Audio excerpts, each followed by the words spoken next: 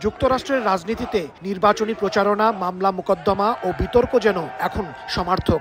চলতি বছর নভেম্বরে মার্কিন প্রেসিডেন্ট নির্বাচন। এর আগে পর্নো তারকা স্টর্মি ড্যানিয়েলসকে ঘোষ দেওয়ার অর্থ কেলেঙ্কারি মামলায় দোষী সাব্যস্ত হয়েছেন সাবেক প্রেসিডেন্ট ডোনাল্ড ট্রাম্প। আগামী 11 জুলাই এ মামলায় তার বিরুদ্ধে রায় দেবেন আদালত। এরই মধ্যে মঙ্গলবার বিচারক জোয়ান মার্চান এক রুল জারি করেছেন। ওই রুলে মামলার সাক্ষীদের সম্পর্কে প্রকাশ্যে মন্তব্য করার অনুমতি মিলেছে ট্রাম্পের। সেই সঙ্গে বিচারকদেরও সাধারণভাবে সমালোচনা করতে পারবেন তিনি।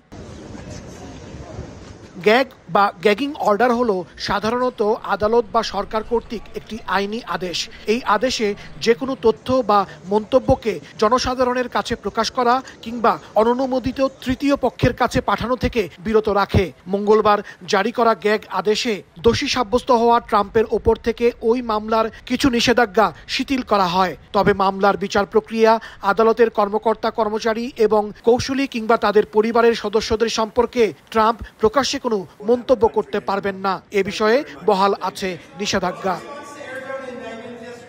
নগদের কাছে সব গ্রাহকই প্রিয়, তাই তো সারা দেশে ক্যাশ আউট চার্জ সবচেয়ে কম।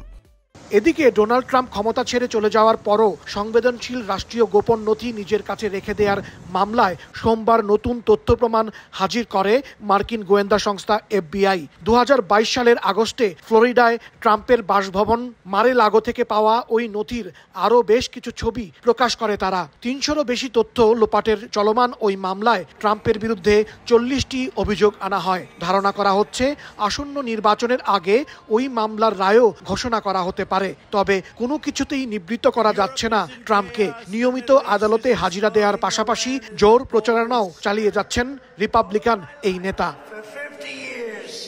হাসানুজ্জামান সাকি, সময় সংবাদ, নিউ ইয়র্ক।